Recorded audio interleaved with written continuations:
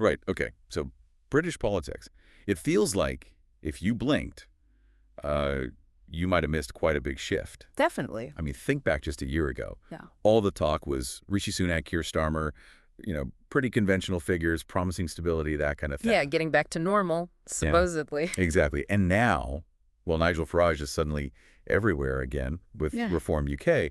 And those recent council election results, they're suggesting a real shakeup is coming. Yeah. Potentially really hitting the Conservatives. It's a huge turnaround, isn't it? So the big question is, how did we get here? How did we go from that apparent calm to, well, this Farage and populism seemingly back in the driving seat? It feels incredibly quick, especially after what felt like, a decade of trying to move past the whole Brexit madness, for want of a better word. Well, it just shows, doesn't it, that those underlying currents, the discontent, maybe it never really went away. It was just waiting for a focal point. Right. And that's exactly what we're diving into today. We're looking at this through the lens of The Economist, specifically their piece, The Man Britain Cannot Ignore. Good title. It is. So our mission here is to really unpack what's driving Farage's comeback, what it could all mean for Britain, and, interestingly, how the electoral system itself, first past the post, might actually play a really surprising part. Yeah, that electoral system angle is fascinating. So this isn't just a news update. We want you to come away understanding the deeper forces, the things bubbling under the surface, and what the potential future might look like. Beyond the headlines, basically. Absolutely, because sometimes that surface stability, it can hide quite a lot of turn underneath. And when that breaks through, things can change fast. Okay, so let's focus on that shift first. A year ago, like we said, standard political run-up felt like Sunak versus Starmer.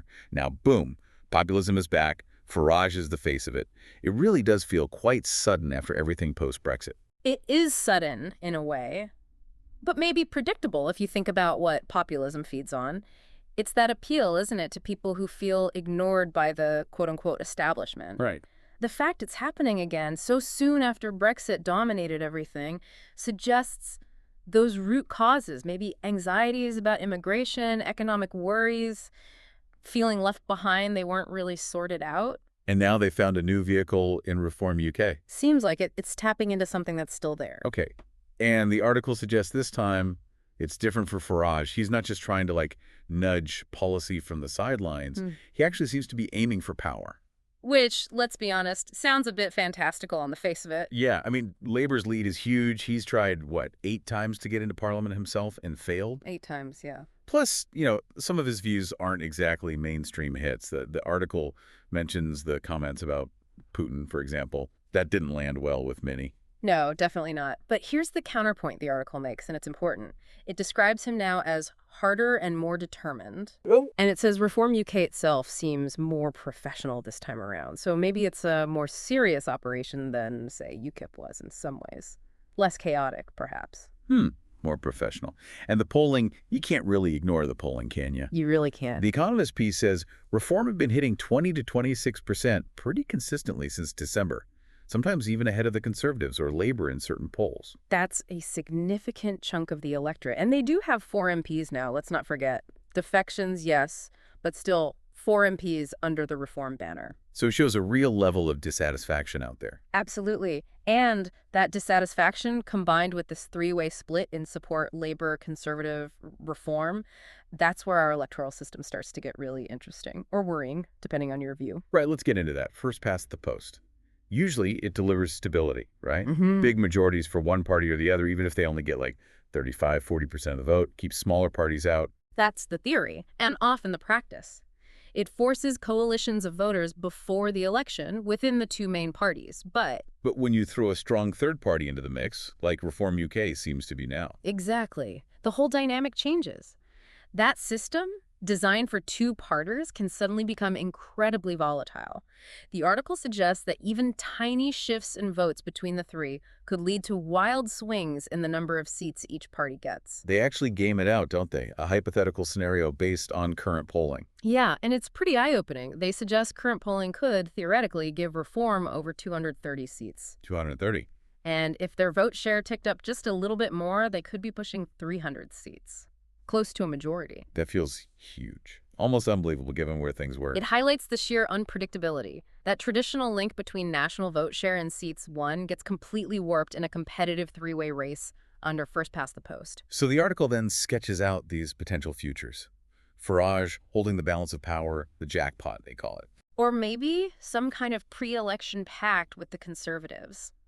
Carving up the map to try and lock labor out. That sounds messy. Very. Or, a hung parliament where a minority Tory government needs reforms votes just to function day to day. And in pretty much any of those scenarios, Farage would have immense influence, wouldn't he? He'd be calling the shots, even without being PM. Absolutely. A significant reform bloc could dictate terms, demand policy concessions, shape the entire direction of the government. Huge leverage. Okay, let's pivot to the policies themselves. What would that influence actually mean? The article does draw a distinction, saying Farage isn't seen as quite as extreme as, say, Alternative for Germany or Le Pen in France. It does make that point. It even sort of concedes that his core themes, worries about immigration not being managed well, the economy feeling sluggish, those concerns aren't entirely baseless. They resonate for a reason. There's always a but. But the article then really digs into the proposed solutions and argues they'd likely make Britain poorer and more dysfunctional. Right. And it mentions some Tory defectors comparing him to Thatcher. Yeah, which the article pretty firmly rejects. It suggests the comparison doesn't really hold up when you look at the substance. So what are these policies that get such a critical assessment? Let's break them down. Net zero immigration. That's a headline grabber. But the article points out the potential impact, potentially crippling effects on the NHS, social care, hospitality sectors that really rely on migrant workers. So a big economic hit, potentially. That's the argument. A major shock to the labor supply. Then there are the tax cuts. Big ones. Raising the income tax threshold to £20,000, abolishing inheritance tax. Sounds nice on paper, maybe? To some voters, sure. But the immediate question the article raises is, how do you pay for it? It flags the lack of a credible plan and draws that explicit parallel to Liz Truss's mini-budget. Ah, the Truss comparison. That carries weight after what happened. It definitely lands a punch. It signals serious concern about fiscal responsibility and potential market chaos. But then it gets weirder, doesn't it? Because alongside the tax cuts, there are also plans for more spending. Right. Restoring fuel subsidies for pensioners, talk of nationalizing water, even steel. So cut taxes and spend more. How does that square? Well, that's the point. The article suggests it doesn't really square. It raises big questions about the economic coherence. Where does the money come from? Borrowing.